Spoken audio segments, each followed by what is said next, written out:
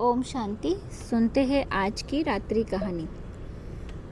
कहानी का शीर्षक है ईश्वर और विज्ञान। एक बार एक ट्रेन जो दिल्ली से कानपुर जा रही थी, उस ट्रेन के फर्स्ट क्लास एसी में दो लोग, एक नवयुवक और एक बुजुर्ग यात्रा कर रहे थे।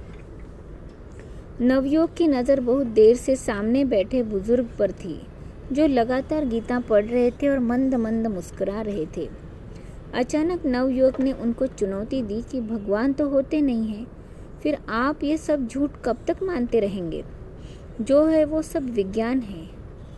वो बुजुर्ग बहुत देर तक उस नवयुवक के भगवान के अस्तित्व और विज्ञान के चमत्कारों के सभी तर्कों को ध्यान से सुनते रहे।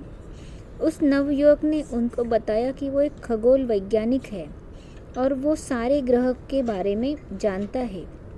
कोई सूर्य चंद्र भगवान नहीं है और उसके इसी प्रयोगों से प्रभावित होकर सरकार उसको पुरस्कार भी दे रही है। फिर करीब 2 घंटे बाद जब वो नवयुवक को लगा कि वो बुजुर्ग उसकी बातों से प्रभावित नहीं हो रहे हैं, तो उसने ये कह के बात ख़त्म कर दी कि जब बीमार होंगे तो विज्ञान ही काम आएगा, भगवान तो काम नहीं आएगा। और इतना कह कर के वो सो गया और बुजुर्ग वापस गीता पढ़ने में मग्न हो गए। सुबह बुजुर्ग ने उस युवक को जगाया और बताया कि आपको लेने के लिए लोग आए हैं, कृपया तैयार हो जाए, वो बाहर इंतज़ार कर रहे हैं। और वो इतना कहकर उन्होंने मुस्कुरा के विदा ली। आईआईटी कानपुर में जब पुरस्कार वितरण कार्यक्रम शुरू हुआ तो इस नवयुवक वैज्ञानिक की खूब तारीफ हुई और उसको पुरस्कृत करने के लिए देश के सबसे वरिष्ठ वैज्ञानिक को मंच पर बुलाया गया। जब वो वरिष्ठ वैज्ञानिक मंच पर आए तो उस नवयुवक की आंखें फटी की फटी रह गई।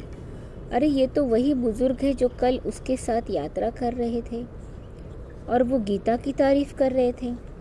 वो नवयुवक तुरंत ही उनके पैरों में गिर पड़ा और अपने लिए माफ़ी मांगने लगा और पूछा कि सर, आप बताइए, आपने कल मेरा विरोध क्यों नहीं किया? बुजुर्ग ने कहा, बेटा, मैं भी ठीक ऐसा ही था, पर धीरे धीरे प्रयोग करते करते मुझे एहसास हुआ कि ऐसे कुछ प्रश्न हैं जिनका उत्तर कभी विज्ञान नहीं खोज सकता और वो एक अदृश्य शक्ति द्वारा संचालित है। तभी से मुझे समझ में आया कि जब सारी विज्ञान खत्म हो जाती है, वहाँ ईश्वर शुरू होता है। अच्छा, ओम शांति।